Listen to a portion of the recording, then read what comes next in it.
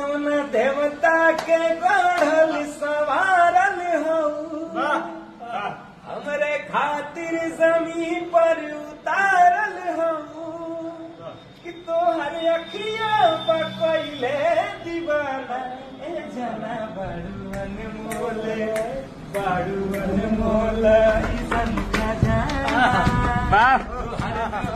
ना दूसर जना ना ए जना बड़ुअन मोले ईसन का जाना तोहर जोड़ा ना दूसर जना ना ए जना कि कौन देवता के गढ़ल सवारल हो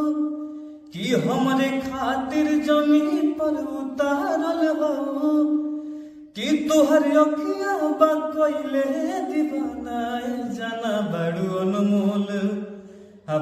अनमोल ऐसन खजाना कि तोहर जोड़ा न दोसर जनाना जाना कि बड़ू अनमोल ऐसन खजाना कि तोहर जोड़ा न दोसर जनाना जाना।